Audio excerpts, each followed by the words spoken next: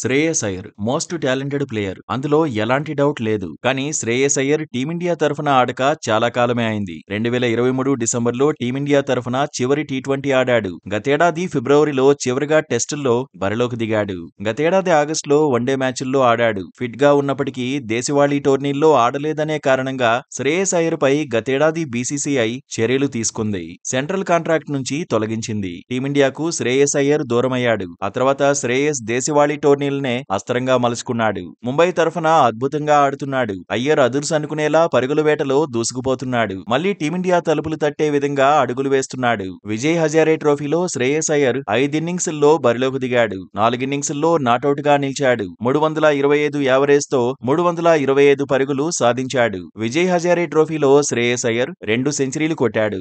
137 పరుగులతో నాటౌట్ గా ఉండడమే అత్యధిక స్కోరు. దీంతో టీమిండియా వన్డే జట్టులోకి శ్రేయస్ అయ్యర్ రీఎంట్రీ ఇవ్వడం ఖాయమని చర్చ జరుగుతోంది. ఈసారి మళ్లీ టీమిండియా జెర్సీ వేసుకోకుండా శ్రేయస్ ను ఎవరూ ఆపలేరని అభిమానులు కూడా చర్చించుకుంటున్నారు. త్వరలోనే ఇంగ్లాండ్ జట్టు భారత్ లో పర్యటించనుంది. టీ20లు, వన్డేలు ఆడనుంది. వన్డే జట్టులోకి శ్రేయస్ అయ్యర్ రీఎంట్రీ ఇచ్చే అవకాశాలు ఎక్కువగా ఉన్నాయి. ఇంగ్లాండ్ తో 3 వన్డేల సిరీస్ ఆడిన జట్టే ఛాంపియన్స్ ట్రోఫీలోనూ బరిలోకి దిగే ఛాన్స్ ఉంది. కొన్ని నెలలుగా భారత జట్టుకు హార్దిక్ పాండ్యా కూడా దూరంగా ఉన్నాడు. ఇంగ్లాండ్ తో సిరీస్ కు ఈ ఆల్రౌండర్ సేవలు అందుబాటులోకి రావడం ఖాయంగా కనిపిస్తోంది. హర్షదీప్ సింగ్ కూడా ఇంగ్లాండ్ తో వన్డే సిరీస్ కు ఎంపికయ్యే అవకాశం ఉంది. ఛాంపియన్స్ ట్రోఫీ కోసం ఈ నెల 12 వరకు ప్రొవిజనల్ జట్లను ప్రకటించాలని ఐసీసీ డెడ్ లైన్ పెట్టింది. ఫిబ్రవరి 13 వరకు జట్టులో మార్పులు చేర్పులు చేసుకునే వీలు ఉంటుంది.